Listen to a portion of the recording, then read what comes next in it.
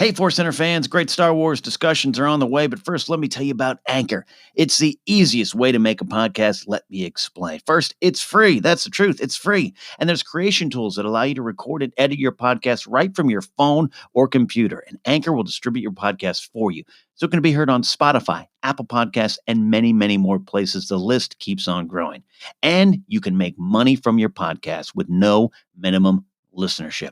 It's everything you need to make a podcast in one place. So get started today. Start your podcast. Get your voice out there.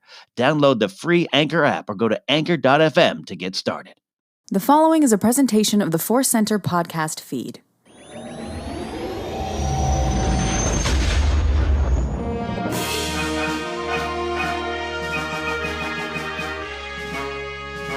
From the center of the galaxy, this is the Force Center podcast feed, and this episode of the Force Center podcast feed is one of our deep dives. We're going to dive deep into the idea of a connected galaxy. What do we mean by that? We'll tell you in a moment. I'm Joseph Scrimshaw. I'm Ken Knapsack. Is it too big, too small, just right? This is the Goldilocks and the Three Bears of Star Wars Connected Canon episode today. Now I just want to see that story, but it's Yoda's root leaf stew.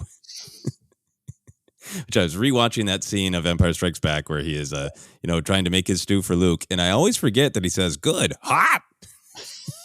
Yeah. He's really upselling that root leaf soup. Anyway, yes, that's what we're going to talk about today in just a moment, of the debate back and forth, the discussion between fans about how often certain characters reappear, if they reappear in other people's stories, how much certain locations get revisited. Does it enrich the galaxy by making it feel like, yeah, it all matters, it's all connected, or does it make the galaxy feel too small sometimes? We're going to dig into all of that. But first, we want to let you know that today's podcast is brought to you by Audible. You can get a free audiobook download and a 30-day free trial at audibletrial.com/forcecenter. Over 180,000 titles to choose from for your iPhone, Android, Kindle, or MP3 player. This week, we are still recommending Out of the Shadows by Justina Ireland. We are still going to read and discuss it. That is coming very soon. But if you want to be all caught up, you can download your free audiobook today by going to audibletrial.com/forcecenter. One more time, that's audibletrial.com/forcecenter for your free audiobook. And Ken, we have another offer. We do indeed. Inside Editions, publisher of a ton of great Star Wars books, is offering 35% off across their website with a special Force Center code. To get your discount, enter the coupon code FC35 or visit the website with this link, insideeditions.com/discount/FC35. This week, we're recommending the Inside Editions book, The Lightsaber Collection. So pretty. So many lightsabers. Check it out with the code FC35. That is just a great turn of phrase, and I can't wait to be anywhere where I can say, so pretty, so many lightsabers. I'm going to say that to myself the next time I go to Galaxy's Edge. I was going to say, that might be the one spot that we can use that. Oh, I want to walk into random rooms and be able to say, so pretty, so many lightsabers. All right, let's get into our main discussion here for the day. Fans have had varied and sometimes strong opinions about characters, meeting other known characters or visiting known places.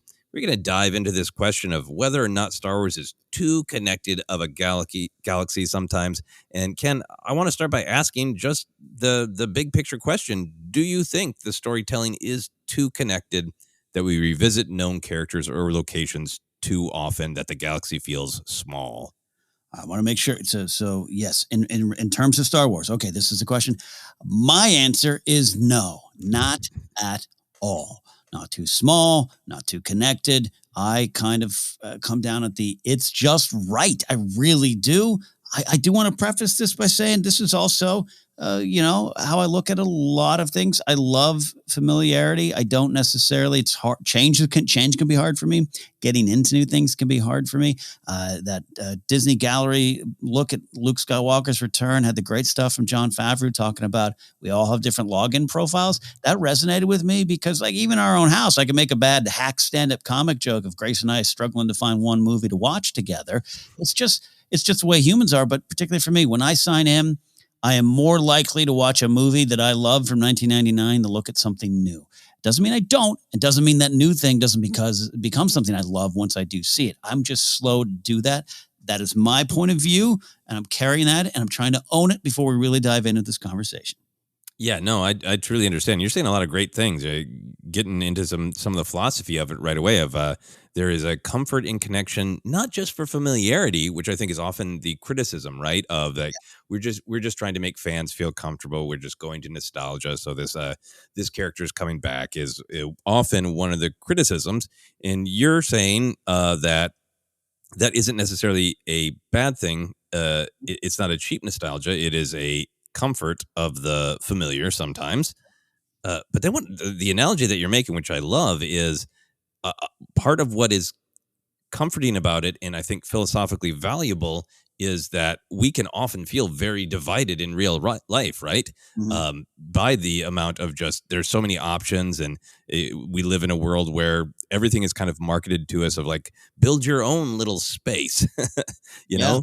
So this the idea of being connected isn't just I know that character, I know that planet, so it makes me feel comfortable they popped up. There's a literal comfort to we are not all separated, right? Like Mhm. I have made the stand-up joke of I'm afraid of a world where we're going to get to the point where like Ken, you'll say to me like, hey, did you hear what's going on with Mark Ellis? And like I'd have to say like, no, I'm not subscribed to Mark Ellis anymore. like Right. like even friendships would be down to, because we have those conversations about television right now of like, yeah, I didn't Mhm. have Apple TV for a while. So like, yeah, Ted Lasso, great conversation. I can't be part of it. Right. Um, so I think that there is a philosophical comfort in the idea that connection is possible.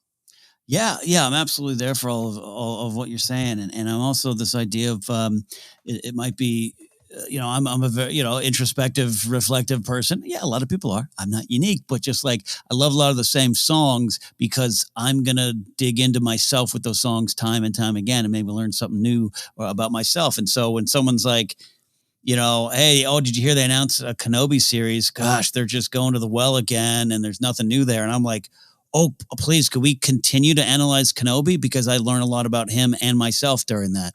And again, I have to own that, and the other way around, that's not any less valid for my one particular friend who's always like, I wish they do something new. I contend they do more new things than they get credit for, but that's valid from their point of view, which is why it's going to be a fun discussion today to dig in. Yeah, exactly.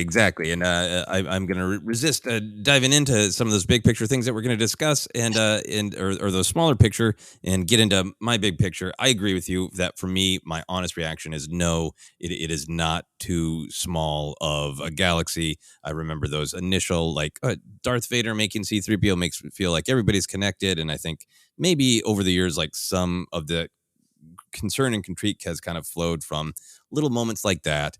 Yeah. But I think the big picture thing for me is a lot of the familiar characters or places that we've encountered, are particularly in recent storytelling, have been so in service of the story or the theme or the generational story that I have always just felt as a viewer, as a writer, as an analyzer, that there's a reason that person is there, and it's not just nostalgia or even comfort. There is a storytelling thematic reason that the character is there. So that doesn't make me feel like the galaxy is too small, or that this is being done out of any sort of like fear of people will be upset if they don't see a familiar character. It feels like it's there for the storytelling. Yeah, that big question of why we always ask, and there's different ways to ask why in Star Wars, I guess. But it's a good check. Just check the why of it, and did they use it to the best of the ability? Yeah, I think that more often than not is the answer. Yeah. And then I think another thing for me is a ton of our Star Wars storytelling, even across eras, ends up being in the sort of criminal underworld, right? The scoundrels, the bounty hunters, the smugglers, the information brokers. So like Mhm. things like, yeah, Bosk and Cad Bane and Boba Fett and Han, and like all those characters interlocking is like, yeah, they kind of work together. Mhm. It's spread out across the galaxy, but they got the same job, in some way. So for me, there's that element of it too. And then the final thing for me is I love genre storytelling like Star Wars that is just kind of wild and weird and totally fantastic on the surface level, right? Of laser swords and droids with personalities and all this great stuff that we love about Star Wars. But I want this kind of emotional realism. Mhm. And I love the connections where there's emotional realism. And you and I have been on and on about Panaka, right? And he's one of the perfect examples of this kind of thing, because nobody was ever demanding more Panaka, more Panaka. He's not a fan comfort thing, but he's popped up in ways that give the galaxy such emotional logic that he's obsessed with protecting Naboo, so he would fall in line with the Empire's kind of fear propaganda, and then he would recognize Leia as being Padme's daughter, and it's also emotionally logical and emotionally true that it makes it really delicious. Yeah, a delicious serving of emotional logic is a meal I didn't know I want, but I've been enjoying every bit of it served up. Yeah. All right. So those are our big pictures why we are happy with the amount of connection. But let's dive into some of the pros and some of the cons and take a closer look at some of the details. So Ken, for you, what's an example of a character or a location popping up in a way that you really enjoy? Yeah, I got 3 different kind of examples, like a location like Mustafar. Every time Mustafar pops up, I'm really intrigued, especially Rogue One and Rise of Skywalker, and then they dive into it in the comics. Charles Soule spends a lot of time. We basically all moved to Mustafar for that comic series. I just really enjoy it. It's something about it, and I think every time we go there, for the most part, we don't just learn something about the place. We do learn something about how it influenced the characters, what it brings to Vader specifically. What it means, even if it's just for a second. I just like it, and I still want more, even after some of the big deep dives again in the comics. So that one's there for me. I'll just run through them here, I guess. And cutting Sue LeQuain, the coming back in Bad Batch, I didn't realize to me how much I just really enjoyed that and how that really worked. And that's an example of one of just using the characters really effectively to inform and change or potentially change our main characters. And then the final big one, the one that popped up, and I first went, what are you talking about? Get away. That's a big nope for me, is a little character called Maul. And that turned into some of the best Star Wars storytelling for me. So those are some examples across the board. Yeah, no, that's great. That's great. And Maul probably is such a great example because, as Filoni has related it, George Lucas walks up to him to a hallway and says, hey, bring Maul back, figure it out, which is the George Lucas saying to Filoni, somehow Maul returned, you figure it out. So that is almost coming from the main creator of Star Wars going, I like that character. I want to spend more time with him, Yeah. And I think that is not bad as a creative impulse to just go, what was fascinating? What feels like there was more there that we didn't mine? And I think your examples are so pitch perfect of that, of Maul. Like, there's a lot more. What happens to a character who is hatefully raised with one purpose, and then that purpose is pulled away from them? What do they do with that? Like, and we got to explore all that with Maul. Mustafar is such a great example because it's cool to see it. It's a cool planet. It's a symbol of the dark side in some ways, and then that castle's just there and you're like, whoa, that says a lot. Yeah. that guy who burned and got turned into a monster here would have to hang his hat here, or would choose to hang his hat here. And the questions that it raised went on to be answered in such great ways in comics. I think those are great examples. Yeah. I think for me, I'll go to both Luke and Boba Fett in The Mandalorian, because I think those are leaders of this conversation of are we dipping into the well? I think The Mandalorian gets looked at a lot because it really started out as like this is a smaller story. It's just this guy that you don't know, and he's just going about his bounty hunter life. And then he starts to intersect with these major characters. But we've talked about Luke recently with the return of Luke Skywalker, but he's just this.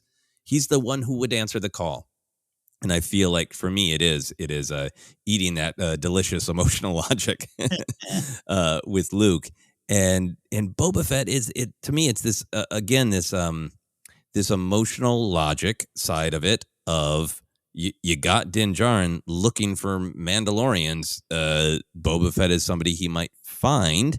And there is that kind of Maul side of it too, of there's stuff left on the table to explore with Boba Fett of, how does he feel about being a clone who is also a son? How does he feel about he used to be the best bounty hunter in the galaxy, and Now he's maybe a little rusty. What does it mean to him to be a Mandalorian? We're already starting to peel back those layers. So he didn't just come back for me because people would go cool. He came back because people would go cool. And then people would go, interesting, as we explored more about the character. Yeah, and I'm one of the ones, on board from the get-go with Luke, even when the X-Wing first shows up, and I still didn't believe they were going to do it until the reveal, but I was on board. The Boba Fett one, I had a little bit of curiosity at best, and I don't know about that at worst. And they won me over again because how they used it, the why of the character, and it hit some of the notes I wanted, some of the identity things, and then it really leaned into who Boba Fett sees himself as and is. And so it was such an effective use and informed a lot of information and choices and stuff for Din. Yeah, absolutely. And I think he will go on doing that for a little while here, it seems like. I think for Planet, I jumped to Ryloth and Bad Batch, because for me, that is so much about this generational storytelling. Love Bad Batch because it is telling this story of this group of clones in Omega, but it's also telling the story of this era. In Ryloth, we got to know so well in the Clone Wars era. We visited in the kind of the beginning of the Rebellion and the Galactic Civil War era. In the Resistance Reborn, we got to revisit it in the sequel era.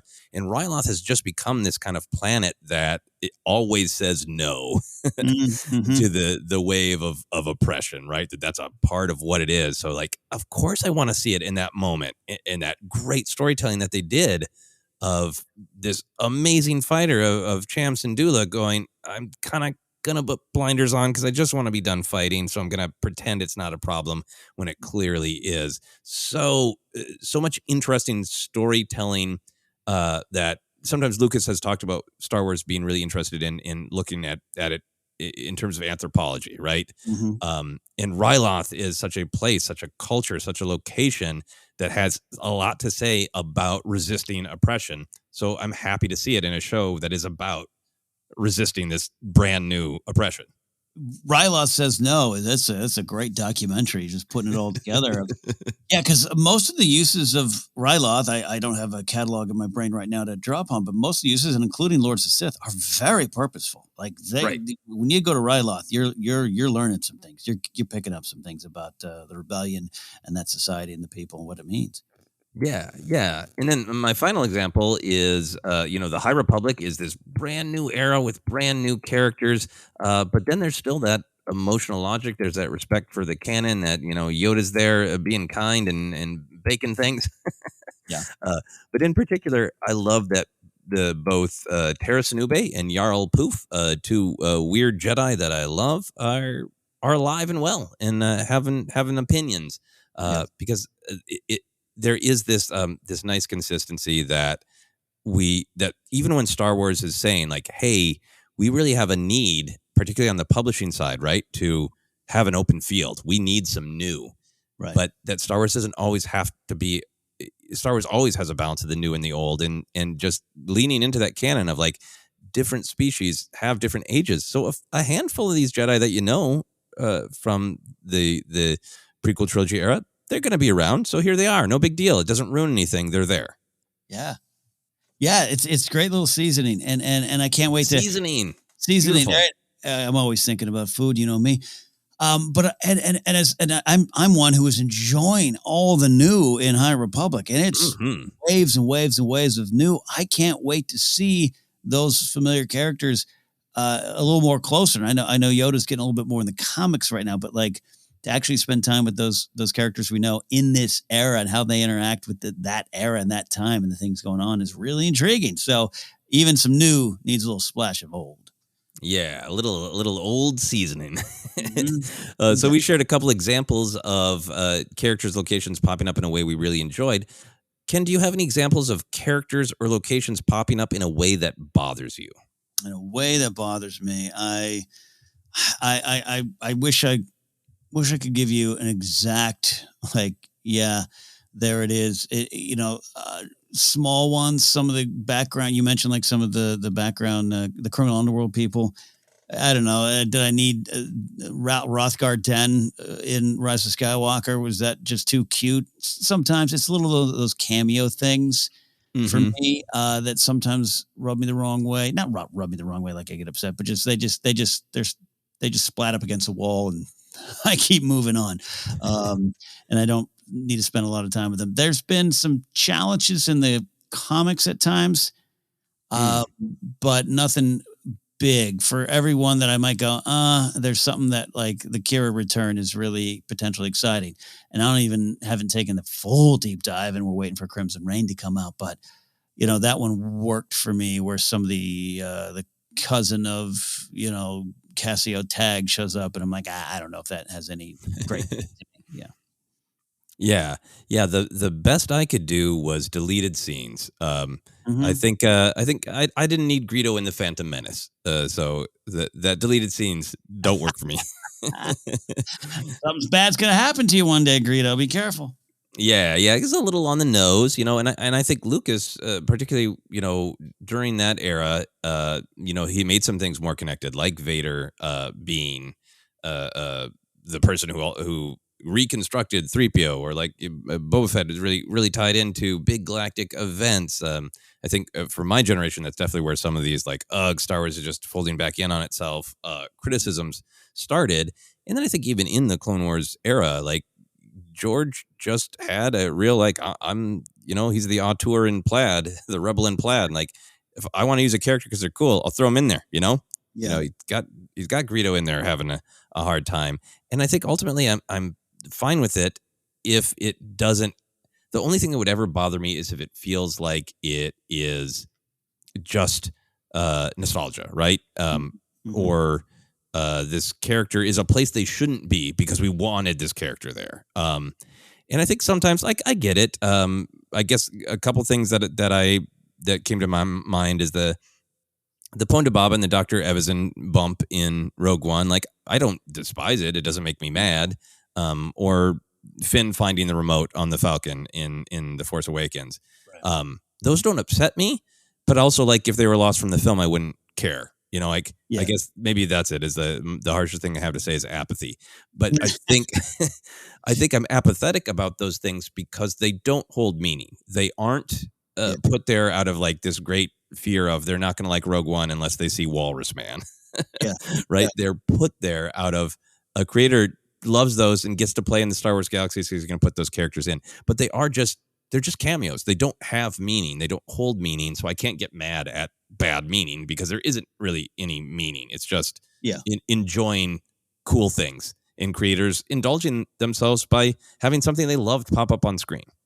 Yeah, totally different. And like I would argue in Bad Batch, we didn't get cameos. We got guest stars and guest characters popping in there. I'm with you there. Now, one almost toss back. The one that almost happened to some degree. We don't know how far it might have gotten down the road, but Revenge of the Sith and like a 12-year-old Han Solo, appearing on Kashyyyk or something.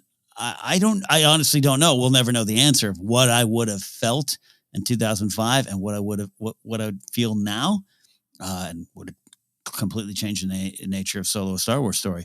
That one to me seemed like it was correct to pull back. Like, nope, bridge too far. That's not what we want. Yeah. And I think, maybe it would have been different if Lucas really had a story in mind, right? Like, I know he did. He had a reason that Han was there. And maybe that comes half the Clone Wars episodes is exploring that arc. Yeah. That's a whole different world. But it seemed like, it's not worth exploring, so we didn't. What bothers me more than characters popping up or locations is, this is so weird, but Bantha references. They sometimes take me out because it feels more about like, okay, we the audience know Banthas because it was one of the only names to memorize for a while in 1977. Bantha tracks, like we know Banthas. Like, why does the galaxy know Banthas so well? I never really thought about that. It's just such a it's okay. Yeah, I'm with you on that. I never thought I needed it. I needed to fight against it. No, okay. It's this is so weird to me. It's I don't know if it's the same, but like it totally makes sense. But I also never really loved when Ian McKellen as Gandalf says, "As the Nazgul flies," I'm like, would you have that say in there? Now you sub in Nazgul for? I don't know about that. I don't know. Yeah, maybe that was him just being witty. Yeah. And replacing one bird with the Nazgul. Like, oh, you dapper man, you dapper wizard.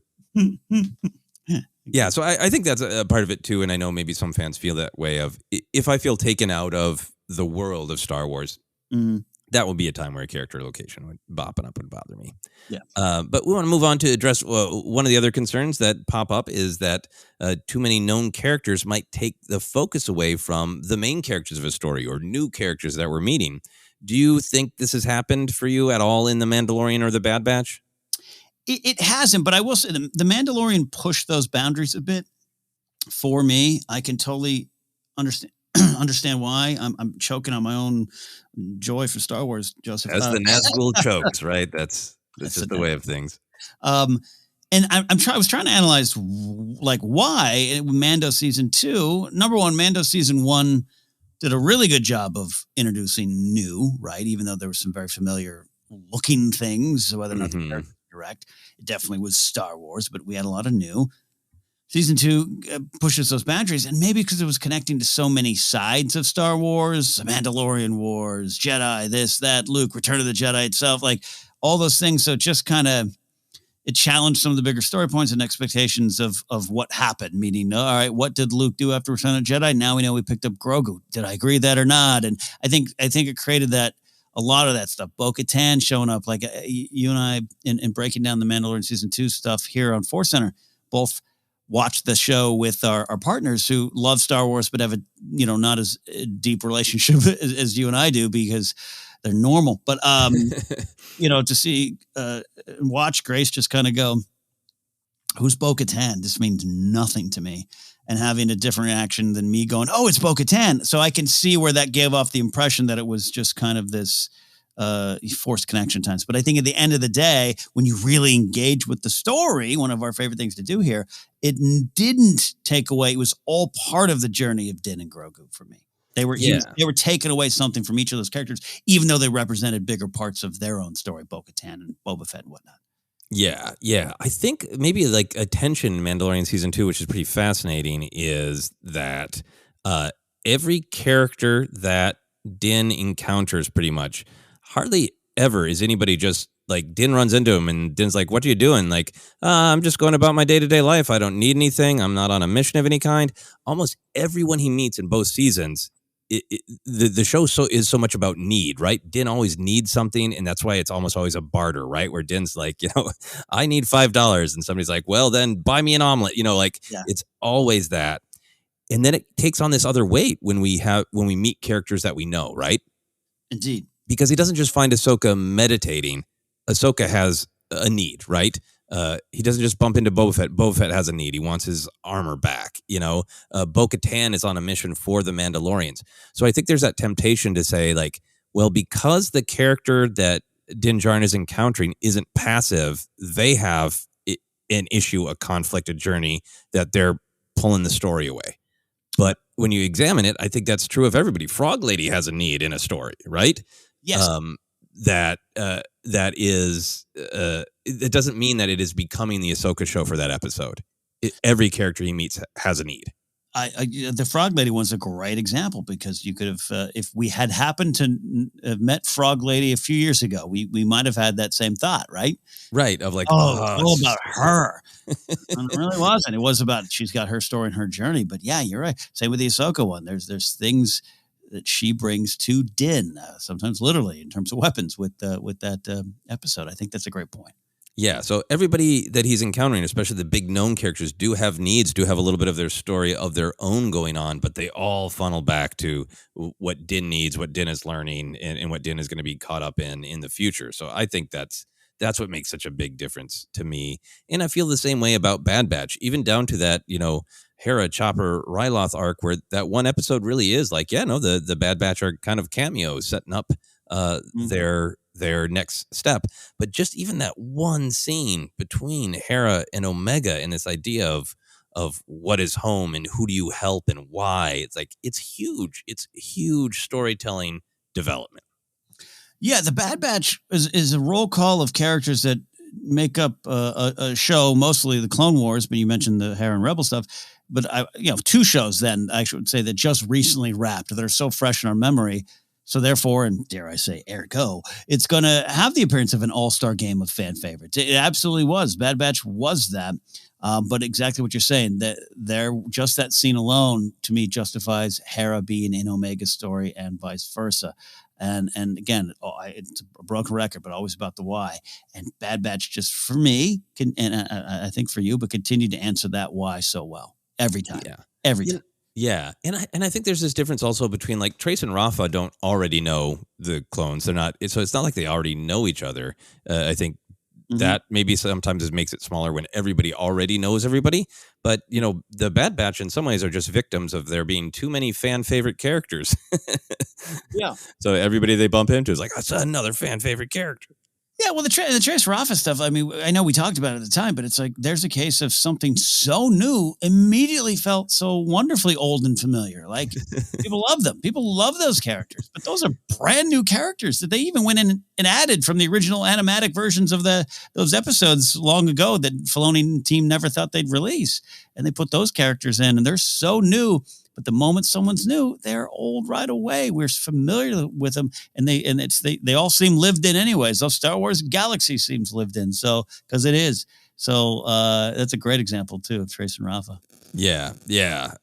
So yeah, I think we're all on the same page that the appearances are really not, even when they have a lot of storytelling themselves, they are not taken away from the main storytelling that's going on. In fact, they're adding to it for us. Different people might feel differently. Ken, I want to be sure to talk about this. I think that some of the pushback to familiar characters and locations popping up is a desire for totally new characters and places. Do you understand that? Do you relate to that? Do you feel that yourself, the push for totally new, totally unconnected? Do I understand it? Yes, I understand it. But I think I'm slightly scarred, if I'm being honest, of being in what I called the Akbar Holdo Wars of 2018. Where I'm over here going, man, Holdo's this great new character. No, slothy fish mouth guy should have been it. And I love Akbar. I love him. I really do. But I'd fight against it because it was such a place for new and for new to be effective and to just again introduce something new that we can celebrate going forward. So I totally understand new, but I've been snarky in the past of it's just when you're telling these stories and these franchises and these worlds, it's got to be, this is how you sell this stuff. It's people and names and houses we know. I have one friend just really upset that season 8 of Game of Thrones made this whole thing seem like it was about the Lannister, Starks, and Targaryens. And I'm like, yeah. You mean Game of Thrones? Yeah. That's literally what it is. It's not House Forrester or House Glover's show. One friend made a joke one time about, what do you want, Godfather 4 to be about the fry cook in the back of the restaurant? Like, now that's what we do. And so sometimes that's why I push back against the pushback. I was like, no, like these characters, like I want Tobias Beckett to show up at some point in Bad Batch, or, with Val. Like, give me that. Like, give me those names, and they're new. Yeah, absolutely. I want to see him. Being active. See Val be active. That's great. Yeah, and part of it is the they're cool. They're interesting. You want to see more, and they might travel in the same circle. Great. I think for me, I do understand the desire for new characters and places. I totally agree with you that sometimes people can get so focused on the familiar that they don't appreciate the new, right? Like Sid is new. The great Trandoshan barkeep and many nouns fit her. Informant, business Trandoshan. She's so great, right? But she already feels familiar because we just met her. She's brand new. And now if there's some episode with her and Maz having a phone call complaining about bad clientele, which those two characters know each other, right? They'll be like, oh, God, why do they got to be connected? But there's just that desire for them to be connected because it makes sense for me. I'm getting myself off my own train of thought here, but I'll go back to the new thing. I think a part of the discussion of Mandalorian is it started to feel like this is a character you don't know in a time frame that hasn't been explored as much. So you're going to maybe go to familiar places, maybe see familiar droids types or species, but it's not connected to the whole big story. It's just this one guy's journey, right? And then they're like, no, we had already decided that the part of what's interesting about this is here's a guy who's raised in a cult who, unlike Tech, has never read Wikipedia, and he knows nothing.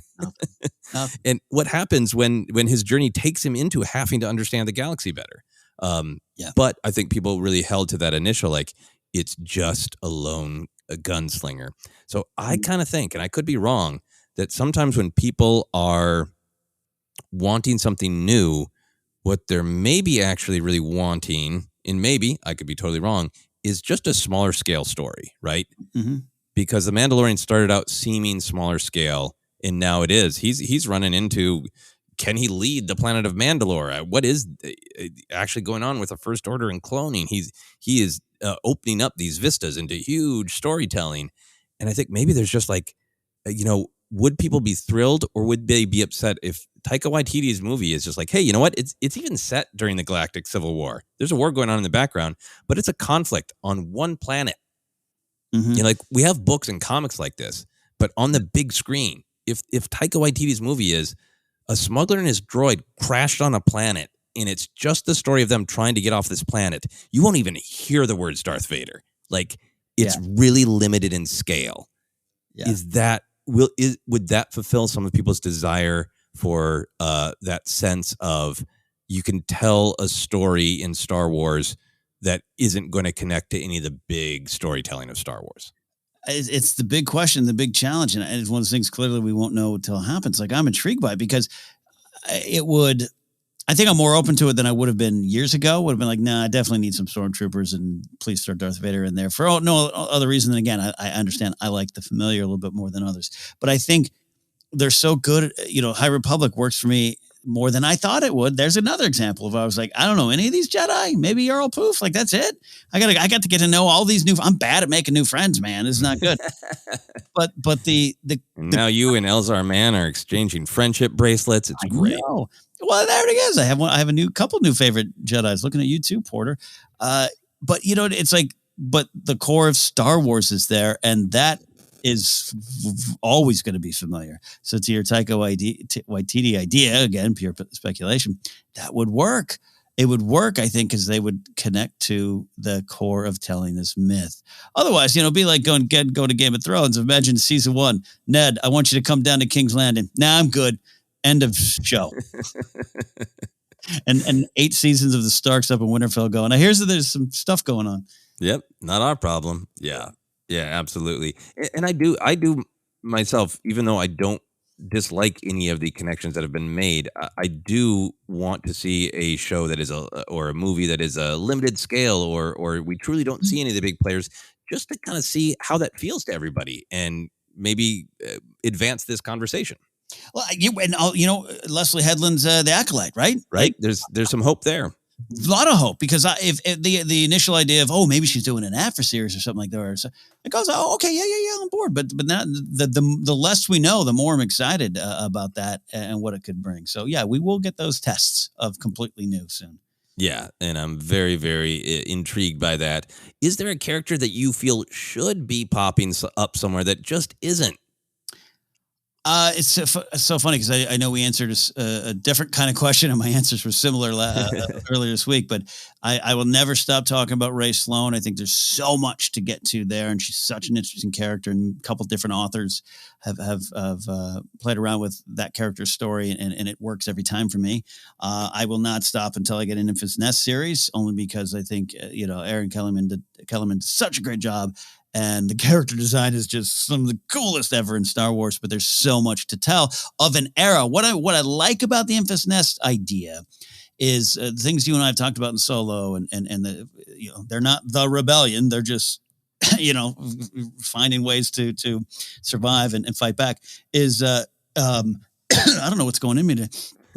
We've got, we get this chance to go into this era we're so familiar with between episodes 3 and 4, but look at it in a new way with new characters. Yeah, exactly. And I think that's great. And the more that kind of comes out about the Ahsoka series, and it seems like from that appearance in Mandalorian that it will be the hunt for Ezra and or Thrawn, and if that's going to the unknown regions, if that's where the Purgles took them, if that's Purgletown, Purgatory, the hope that we could get Ahsoka and Ray Carson on screen together is strong.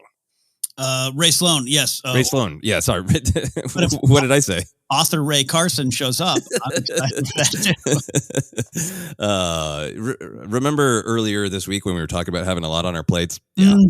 Ray Sloan, my apologies. My voice is giving up because, I've been on air about 10 hours every day. All right, so we'll move along here. I think I'm really intrigued by certain ideas popping up. I know that in the Vader comics, I'm getting caught up on the appearance of Sabe. I think I'm always interested in seeing any thread that sort of represents Padme popping up more in future storytelling. So there's that. The other thing that my mind went to is just characters that are like, that would be interesting to find out what they happened to him. I really want to know how Rada the Hutt grew up. Oh, yeah, that's a great answer. That's 100% great answer. Yes, 100%.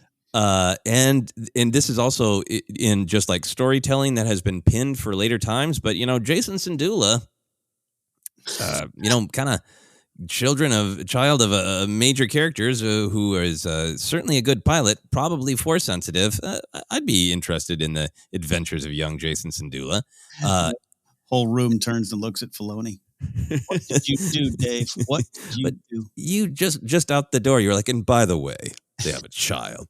It's a great moment. It ends on such hope and legacy for what their relationship was and who Kanan was. It's so great, and I'd love some follow up. This is in the they're cool, and it's surprising that people have resisted putting them in. But I need some more gigs played by Figrin and Dan in the modal nodes. Oh, that's not a bad idea at all. Why not? Why not? It's just cool, and there's nothing wrong with it.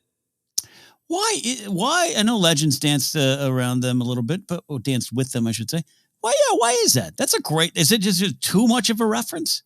I don't know. I mean, I love that when we see the canteen in The Mandalorian, it has clearly gone through some changes, as well as the rest of Tatooine. So I'm glad that they're not around. They didn't blow up on Jabba's sail barge, right? And music is needed in the galaxy, so I would love to see them pop up. That's great, cool. Is there a location that you really like to see again that hasn't popped up yet? Yeah, the 3 indoor in full, and I know it's one of my biggest disappointments. The Rise of Skywalker. There, I said it. Ken's always positive. I am negative about only getting 10 seconds of Endor and a holdo maneuver in the skies above it. even though it is a possibility that an Ewok performed a holdo maneuver, that's not enough. Then I needed that in the 4th act of the film. Fade out on Exegol, fade up on Endor, and an Ewok, son of Poplu, going as the Star Destroyer goes through. I just really love that they have graduated from one speeder bike to an entire First Order Star Destroyer. Yeah, so Endor in full. Are we going to, Life Day is coming back in full. Are we going to get a new Ewok movie, Disney Plus? I'm there for it, I guess. Bespin Cloud City, which potentially might be on your list as well. We both love it. And I honestly really love it from the first Battlefront in 2015. Roaming around there just got me daydreaming about living on Cloud City. So some time there. And then final one for me, and I know there was the book that had the stories. It's one of the only canon books new canon books I didn't read is Canto Bight. You tell me there's not potential. And I bring it up a lot, right? I pitched that like Ocean's 11 steal from Canto Bight to help others type of story. A casino planet.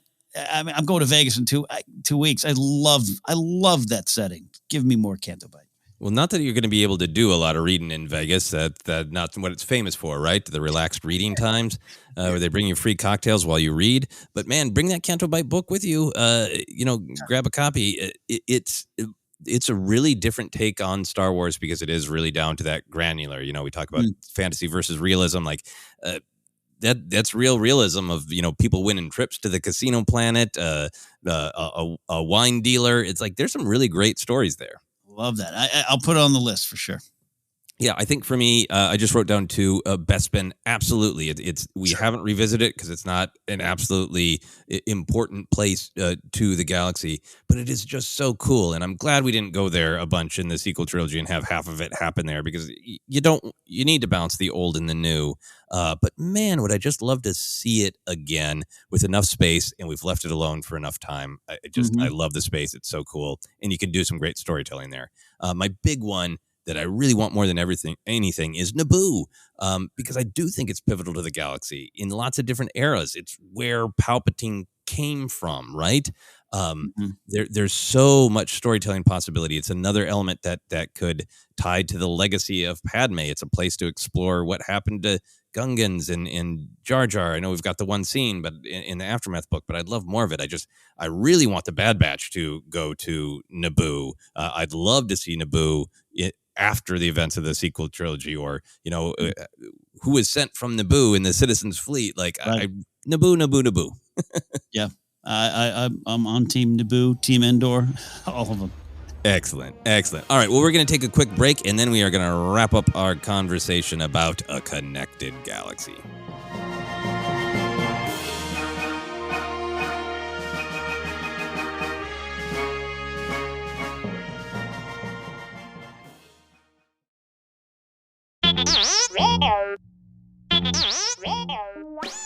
Hey, Force Center friends, make sure you're keeping up to date on all the great content from Jennifer Landa. Whether it's YouTube, Instagram, or TikTok, you whippersnappers, Force Center's own Jennifer Landa continues to bring you fun, informative, and insightful laughs and moments. Also, Jennifer brings her experience and perspective as a Star Wars-loving mother to her DIY projects, blogs, and more. So be sure to head on over to jennylanda.com. That's JENILANDA.com for articles like how to make your own Darth Maul sneakers or 10 unique Star Wars baby gift ideas. Follow Jen on Twitter and Instagram at Jennifer Landa and on TikTok as Jennifer Landa 1138.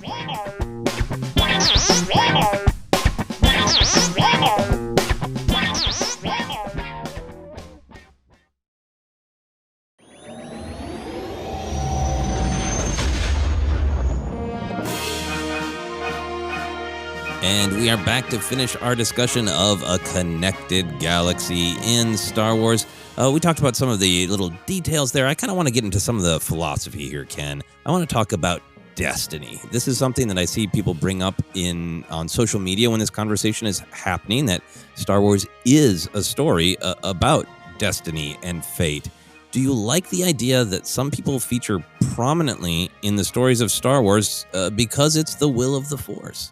Yeah, I can get behind that idea, particularly if it's like this person is continuing to bring you choices or bring you information that fuel your choices and fate being that journey to a point of big choice, right? I like that idea. I think it can be kind of fun. Like I'm trying to think of an example off the top of my head of just, it's what's the Destiny version of Leia telling Han, we ran into some old friends on the Death Star.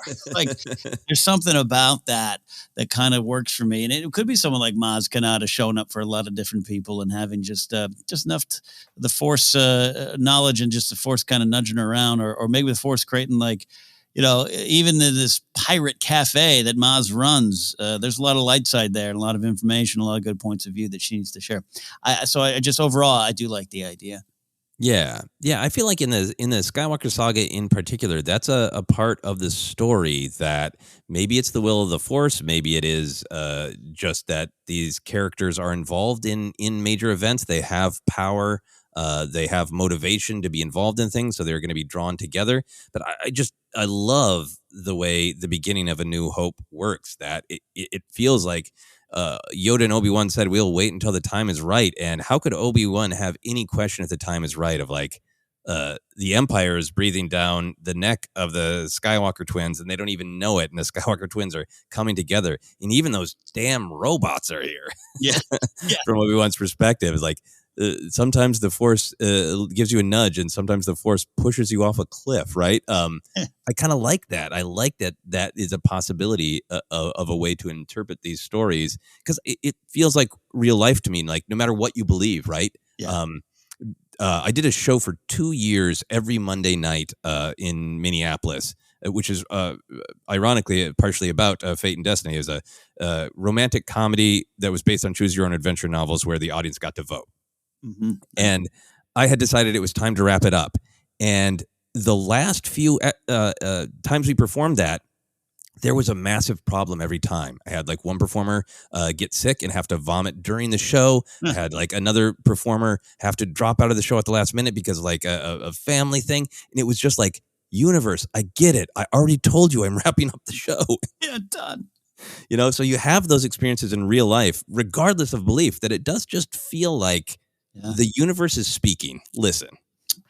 Yeah, I've got one in my life professionally. That's also bleeding over personally. I'm just like, oh yeah, okay, this is coming to an end. Yeah. Yeah. Yeah. And I think there's also this interesting part. We talk a lot about destiny as it is leading you to the point of choice, right? Mm-hmm. And it makes sense to me that certain characters, Saw Gerrera popped to my mind as you were talking of a character who pops up all the time because that character is constantly making choices, constantly doing things, right? Yeah. If you are at all involved in the possibility of rebellion, that man's going to pop up because he is not sitting. He is not waiting. He is taking action. So, you know, when you look at some of these characters, we meet the characters who are choosing to take action and make a difference because, of course, they're going to end up in people's way because they're doing things. You know, it's the difference between if you've got a friend who doesn't leave the house much, you're not going to bump into them. Your friend who has 8 jobs and it wants to engage in every element of life, you're going to bump into them out in the world. The Saw Gerrera one's a great example because, again, he's just, like you said, he's out there doing it. But and each time he shows up, he seems to provide a similar but a varied lesson for all the characters involved. Dare I say, when he pops up for Mothma, she doesn't want to hear any of the lessons, and maybe he doesn't hear any of hers. But yeah, that's a great example of someone that has popped up a lot with different characters, and it works every time. Yeah, and it works because they're a very motivated, forward-moving character. Yeah. If not forward-moving emotionally, forward-moving in actions and things he would like to blow up. Tatooine comes up in these conversations, so I wanted to talk about kind of the philosophy behind Tatooine. How do you feel about this idea that a remote planet that, in theory, no one really cares about too much is at the center of so much storytelling? What does that say about Star Wars? Yeah, look, not everyone grows up in a small, dusty town on the edge of the larger story, right? But everyone grows up, and everyone grows up feeling that you are on the edge of it, right? That's youth. That's that twin sunset moment connects so powerfully to so many people because you don't have to be, have been raised in Modesto like George looking out. We all know that feeling. And so to me, that represents home or what was home and who was home and might be home again or might be home now. And that's always a presence in our own stories. So Tatooine has represented that to me, even in events and stories and characters interacting in a fresh way for them, even if I should say, meaning like a lot of different characters might interact with Tatooine, but for us as fans, that represents the idea of home, the idea of where we were and where we wanted to go. And sometimes you check in. Home is always present in our own lives in some way. You can't go home again. Sometimes you have to. What does that mean? Daydreams about, should I go back? And so Tatooine just has that for me. And it connects also to that baked in nostalgia with Star Wars. Yeah, I think so. I love that idea that like even if you kind of can't go home again, the idea of it, the place often lives rent free in your head, right? And it's this comparison, like you're saying, of where I started and where am I in contrast to where I started. I think that's great to think of Tatooine just symbolizing that for a lot of the characters and us, the audience. I also just think, starting out with its kind of initial purpose of it's this nowhere planet where this once great person is hiding out and where this kid that nobody thinks matters at all is actually very, very important in this totally unimportant place suddenly finds itself mattering to the galaxy. I think as a planet, Tatooine is a part of this big statement that Star Wars makes so many times that everyone and everywhere matters, right? Mm-hmm. And then on top of it, you have this interesting story that, well, it actually does kind of matter at times because it's a crime hub, right?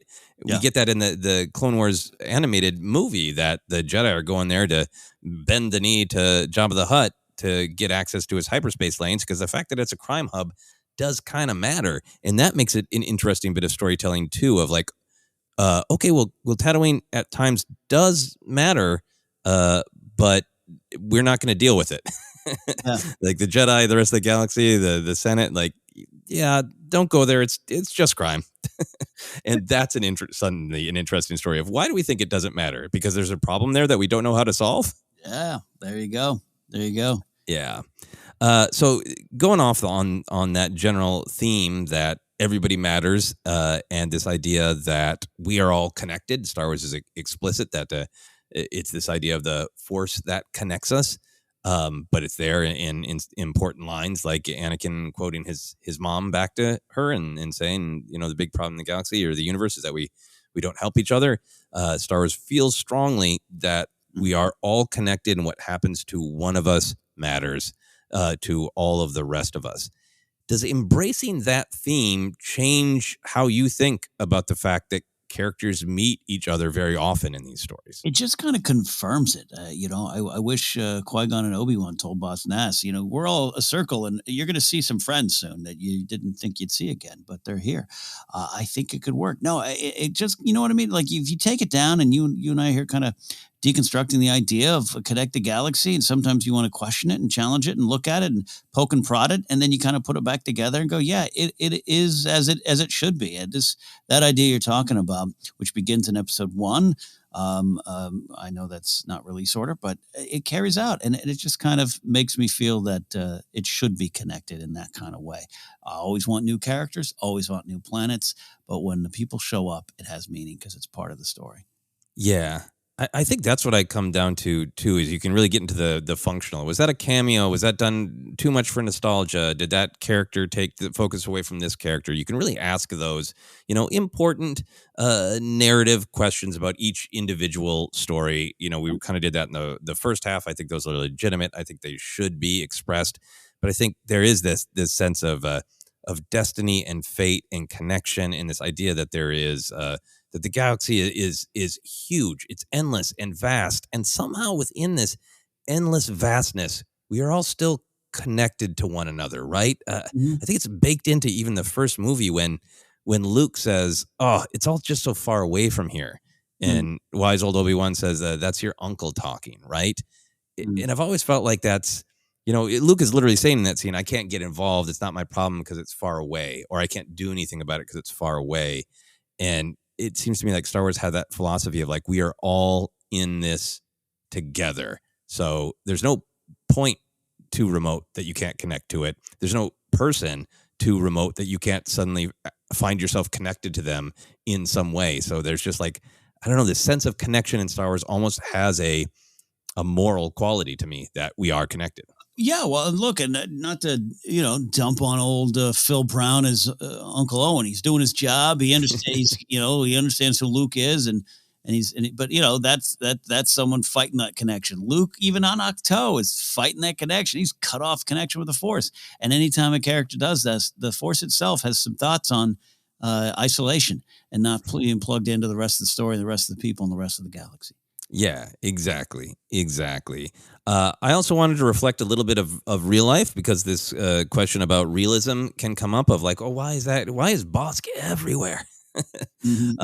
In real life, can you think of a time that you bumped into someone at a place or time you did not expect? Yeah, first of all, any teacher, right? Growing up, Mrs. Collins likes tacos. What's she doing here? That ain't right. That ain't right. Yeah, there's one specific example that had an effect on me, and I think about it often. I'd done a lot of sketch comedy training stuff in the early 2000s at the Groundlings, and was in the LA kind of sketch scene for a little bit. And one of my friends there was Mikey Day, great Star Wars fan, by the way. Goes on to be on SNL and everything where he is now, and all that good stuff. But mid 2000s, after all that, I was still in my day job, which I felt really bad about. And it's hard you look at other people's success or what they're doing, and you kind of contrast and compare. And I was really down on myself.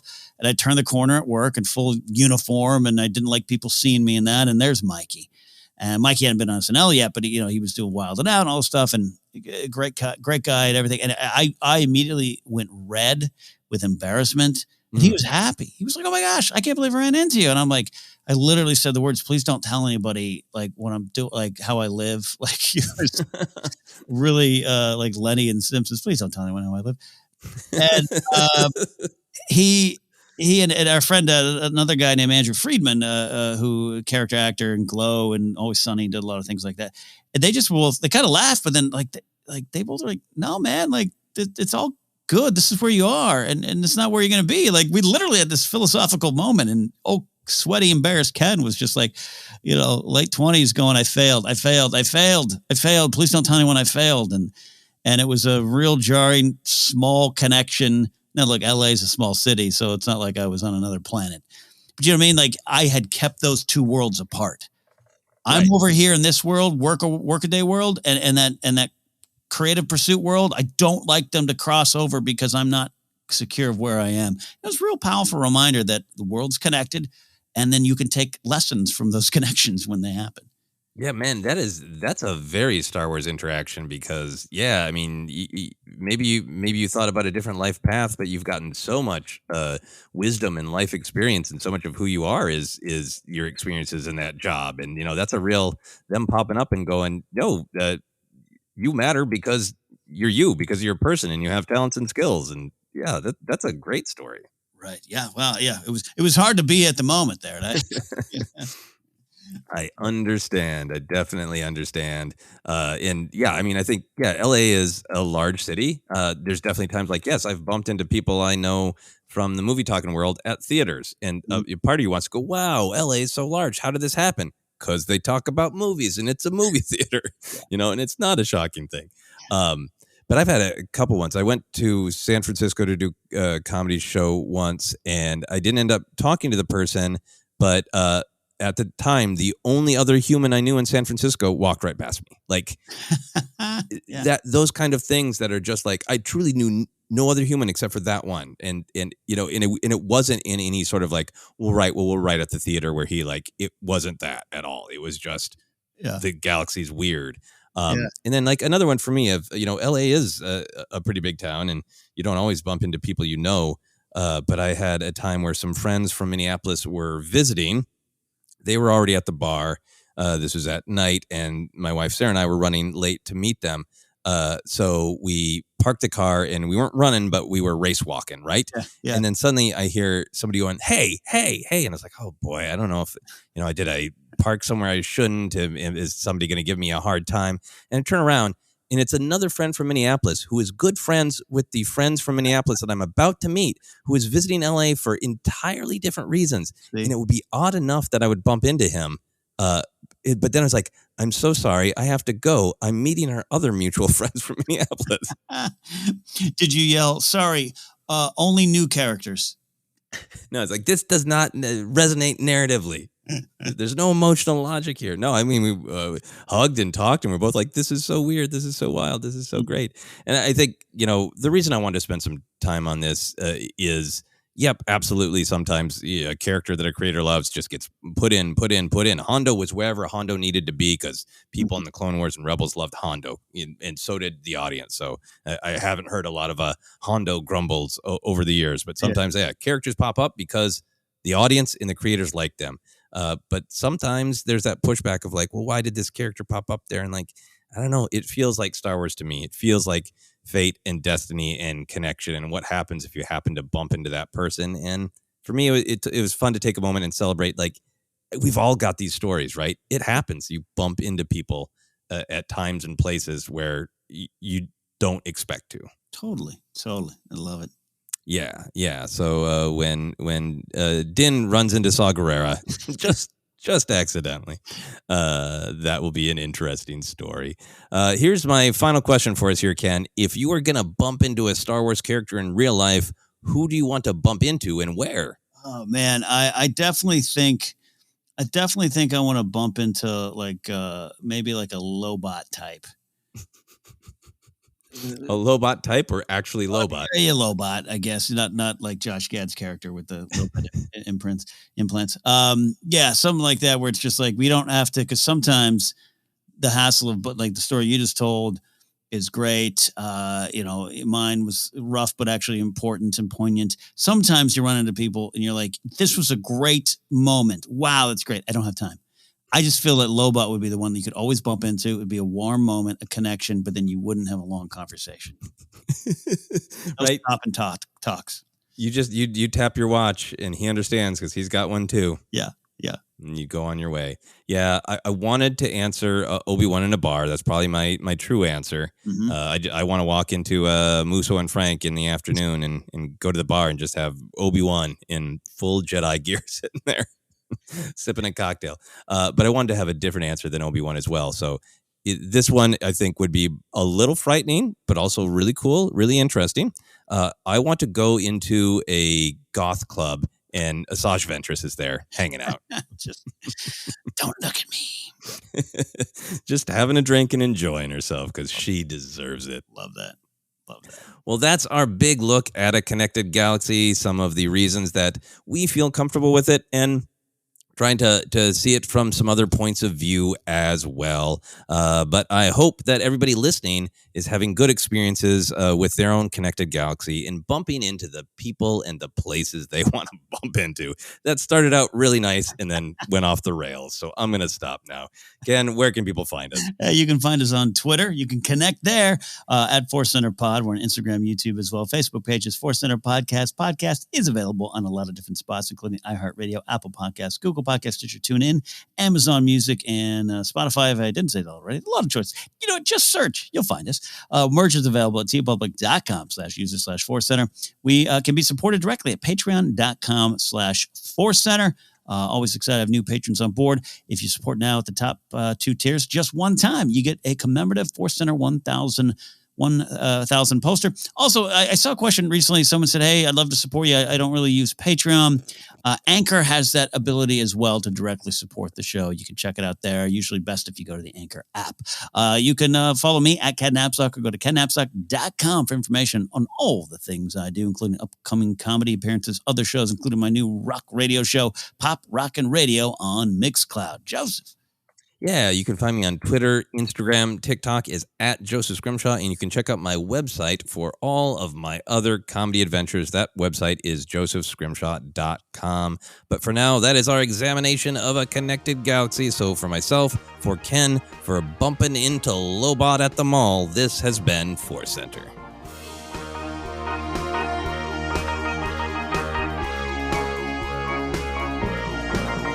Force Center.